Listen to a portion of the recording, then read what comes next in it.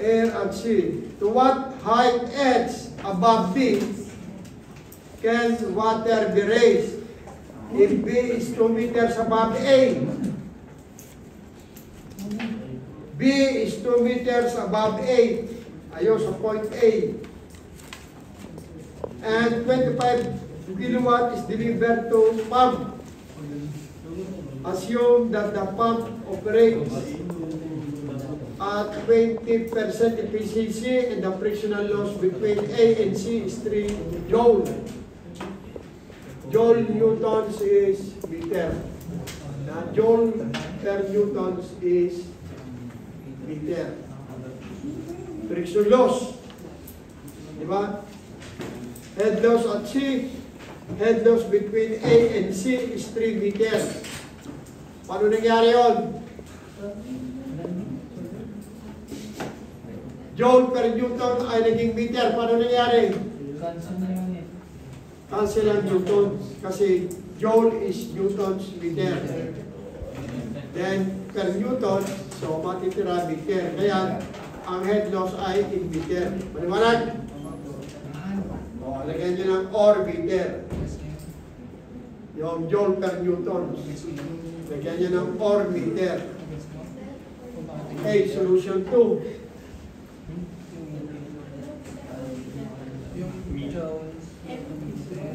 Hindi mabuti ha.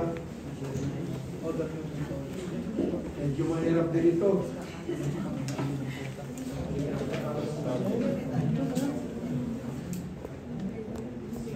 Okay. Diameter DA. Palagi kayo maglalagay ng given para hindi kayo malito. 20 centimeter. DB or DC is equal to 15 centimeters, in which the velocity is 4 meters per second. BB, BC, 4 meter per second. Naintindihan nyo ba? Di ba? Basahin yung problem. Ayan, nalalabas. The 15 centimeter pipe discharges from air at sea. Now, the pressure at A, PA is equal to negative 35 kilopascal. Gauge.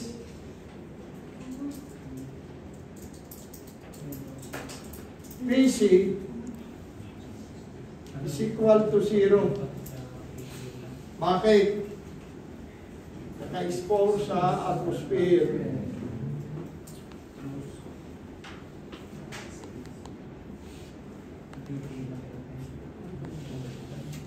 So, CA datum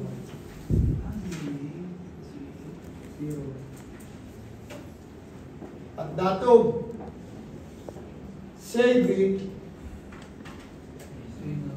2 meters, CC JC is 2 plus H. Okay?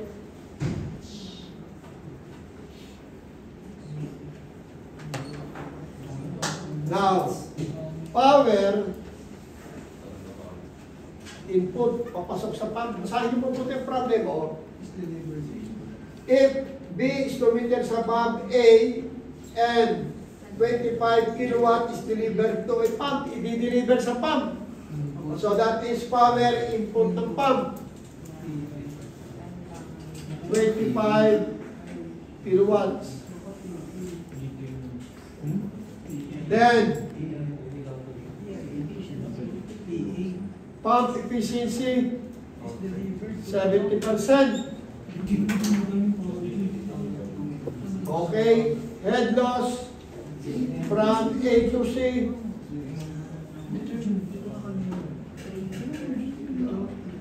3 meter. Required.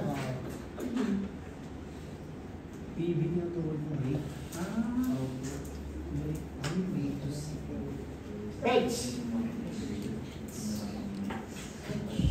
Okay? Intindihin nyo mabuti. Tingnan nyo mabuti ang problema.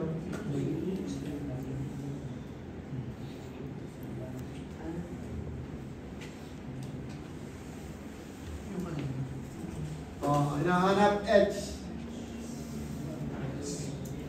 Kung hinahanap ay edge, iisipin natin yung energy equation from A to C. Para madaanan yung edge.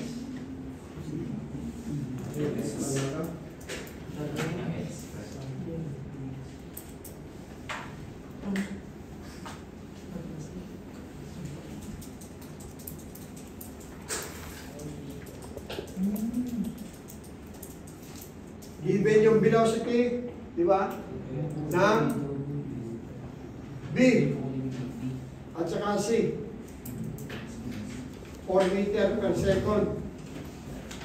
Pero yung velocity ng A,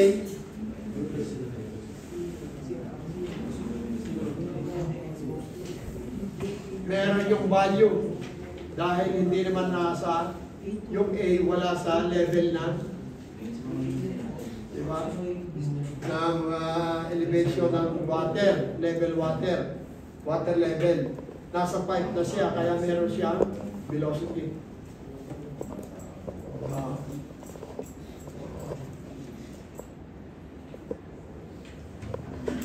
Discharge, given.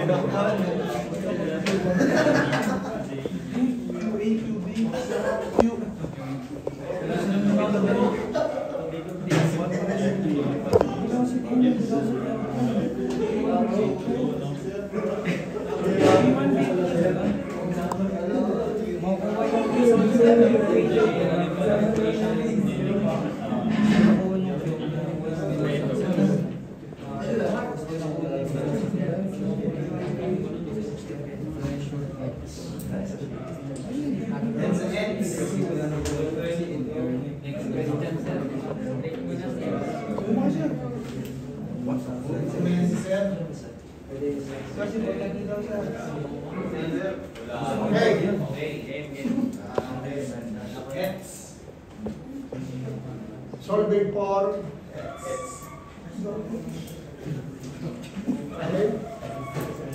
solving for H. Diba? Now, by energy equation from A to C.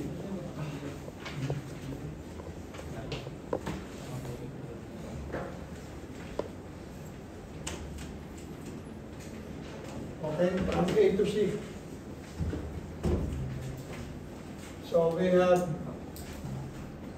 BH squared over 2G. Diba? Plus PA over W.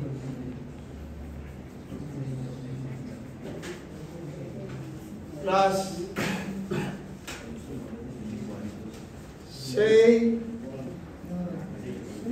A plus EP. Hindi masusolve pag hindi mo tinignan ng figure. Kailangan titignan ng figure. Is equal to P PC squared over 2D plus PC over W plus CC. Yung CC 2 meter plus H, di ba? Then plus head loss from A to C. Given. Isa-isahin natin. BA, value. PA, may value rin, 0.35. Ayun. Ano, negative 35. CA, 0. Ayun. CA, 0. EP, BC, given. PC, 0. Bakit 0? Naka-expose sa atmosphere. Ganyan yung nagsosolve ng problem. Ina-analyze mabuti. Then, CC, 2 meter na. Okay, then, substitution natin.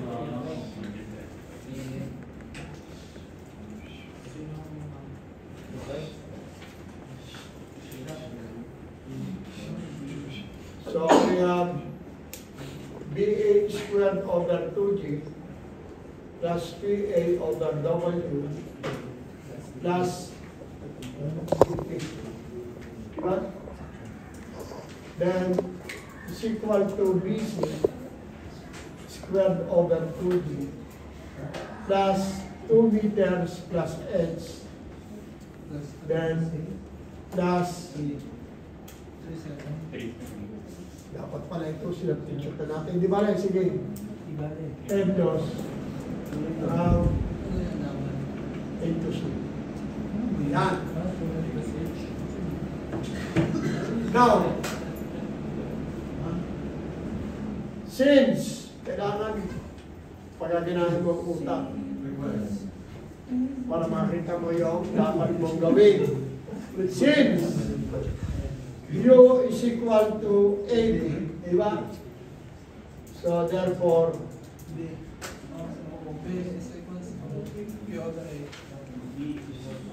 A is equal to 5 over 4 B squared. Okay? So, for Q, kukunin natin ang Q, that is 5 over 4 D, okay, DB.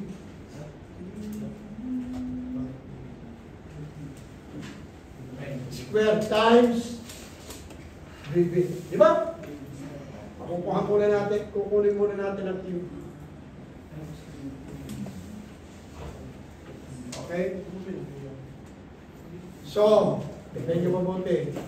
Magiging 5 over 4 dB is 0.15 meter squared times 4 meter.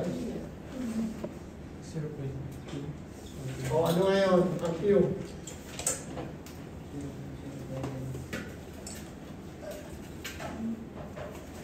Calculator, please. Please.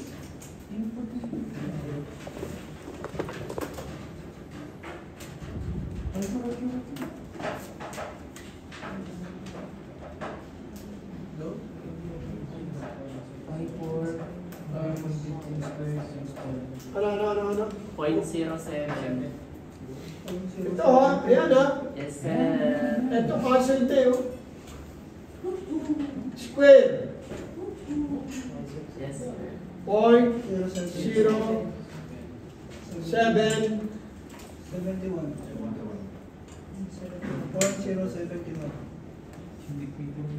Ayan. 4 over 4 eh, di ba? 4 over 4, 1. Oh. Sir, gulo pa po ng 0. 0.0 po. 0.071.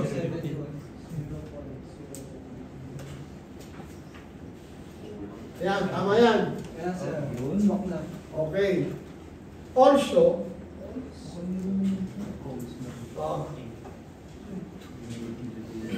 B is equal to Q over A. So that is Q over 5 over 4 D squared. Diba?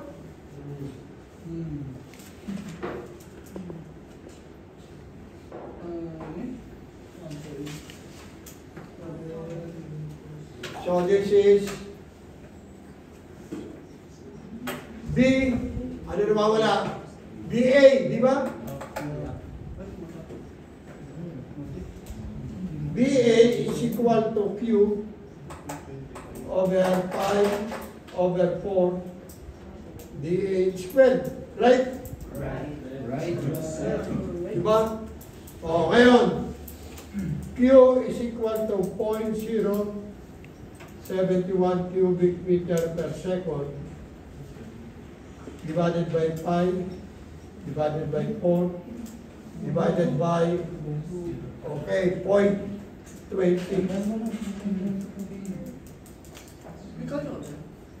O, ano ngayon ang BA? 2.25 to 2.25 25 po. meter per second. Ayos, tapos na. Diba? Given, pakukuhaan natin ang EP, diba? Given, matitira ito. Dito, substitute natin dyan. Okay? BA 2.25 meter per second square over 2 over 9.81 meter matitira minus dahil negative positive becomes negative dahil negative 35. Diba? Kilonewtons meter square over W. 9.81 kilonewtons per cubic meter. Matitira meter pa rin. Wala pang 80 sir. And then plus Yan sir, pawagin pa yan. AP is equal to BC 4 meter per second then square over 2 over 9.81 meter per second square meter pa rin plus 2 meters plus H then plus 3 hindi pa lang isasahin sila ito 0.26 sir. ito to Ayan sir, ayan sir. ito 0.26 ito Opo sir. ito total na Ano total na ba? negative Wait na. total pagka ganyan niya po ibig sabihin total Ano sir? Negative 3.31. ito ha Opo sir. Total na yan sir. Opo, total na yan. meters di ba Opo, meters sir. lahat yan meters plus EP is equal to ito ilan Ayan yan. Total niya sir. ito sige total natin mapera yung X plus H 5 plus this diba 3 plus 2 plus this diba magiging 5 2 plus 3 5 plus this 5.82 sir. 5 point Total na yan sir. 82 plus H. okay so EP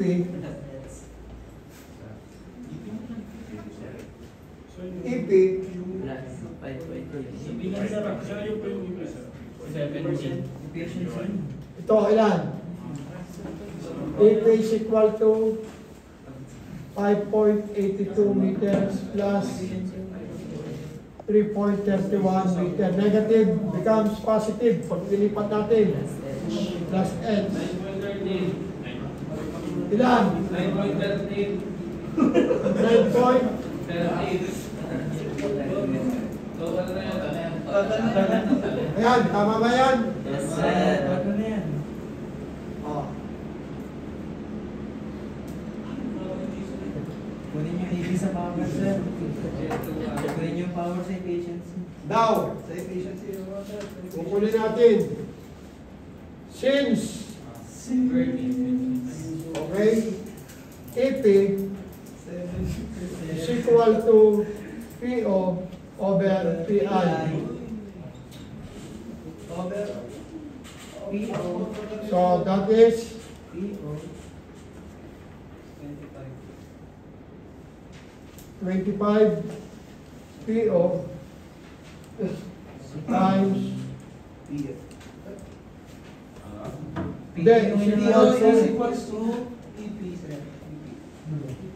EP times PI. okay, 0.70 times 25 kilowatt. Ano kayo ng PO? 17.5. 17.5 kilowatt. Okay? So, therefore,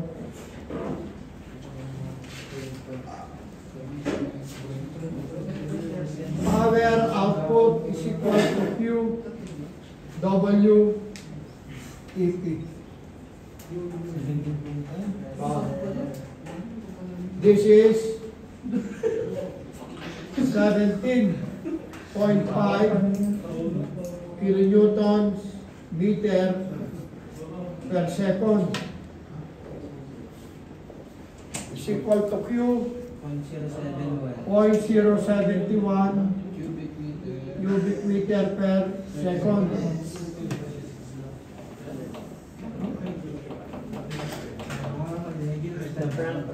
Okay?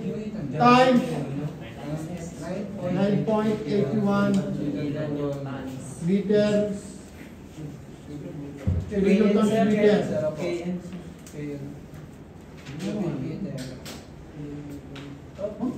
Cubic meter, cubic. Times EP 9 point.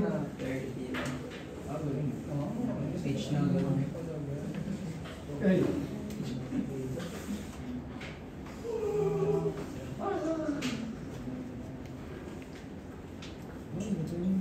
Oh, yan, simplify.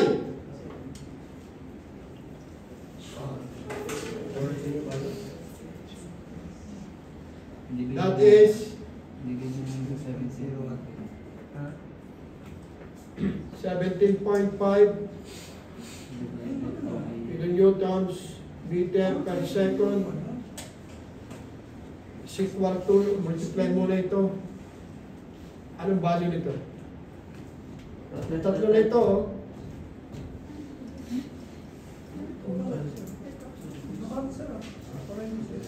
Ito. Yung tatlo na ito, ilan? Hindi kasi nasama yung Ha? Kasama yung 9.13, sir. 9.13, tsaka ito, tsaka yan, ilan? Total. Pagplasin mo na.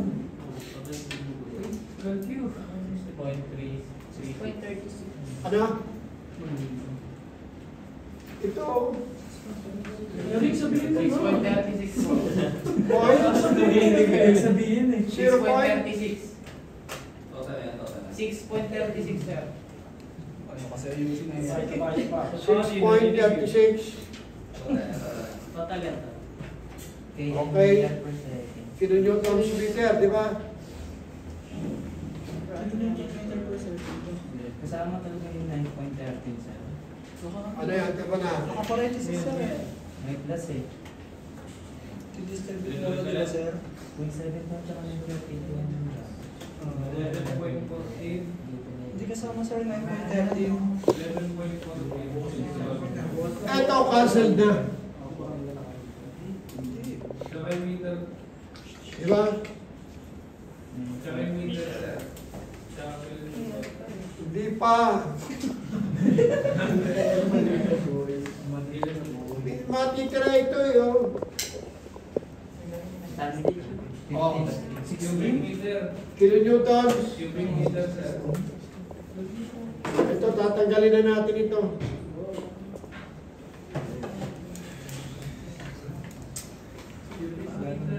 Sir, huwag yung nasama na. Kilonewtons meter. Ito, Cancel. mawawala. Cancel. Sir. So, matitira meter. Ito pa rin sa emulator. Nakakalito pa eh. Gulo si sir eh. Meter, di ba? Kilonewtons, lagyan natin, kilonewtons meter. Seconds, wala na. So, ilan ito? Total ito. Ito, meter. Meter, di ba? Cubic meter, cancel. Kilonewtons. Ito, kilonewtons meter.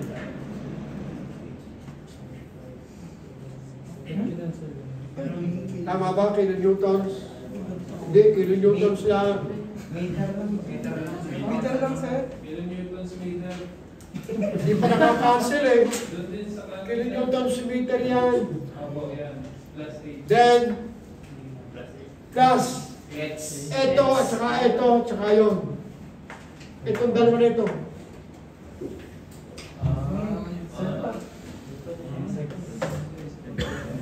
Ito, 0.071 times 9.81, ilan? 0.6965. Point 6965. 965, ganyan. Di ba? Oh, kilonewtons times H. Di ba? Cubic meter, cancel din, di ba? Matitira kilonewtons. Yan ang sinasabi ko sa inyo, kailangan maglalagay kayo ng units. Hindi naglagay ng units. Okay. So this is 17.5 kilonewtons meter minus 6.36 kilonewtons meter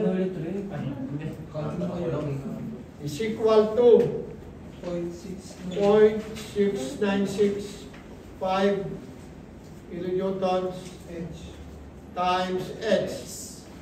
So H is equal to total ito divided by 0.6965. Ito magiging kilonewtons meter. Kilonewtons cancel. Ilan ito? 11.14. 11 point. 40. O, ano kayo ng X? 16. Ha? 16, sir.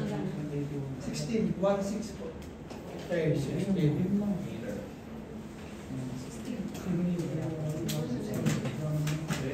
Okay. Hirap.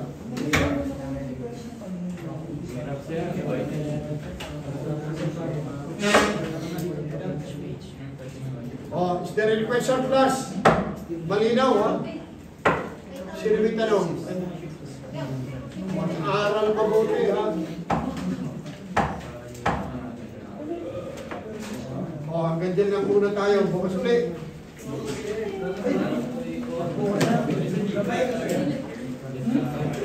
Hanggang Wednesday tayo, lecture. Makinig muna. Makinig. Monday, Tuesday, Wednesday tayo, lecture lang. Wala tayong lab. Ulitin ko. Research kayo sa lab. Research. Field.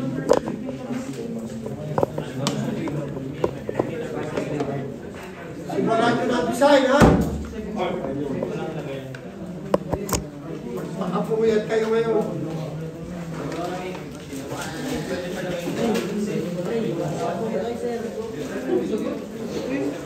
Oh, walang tanong.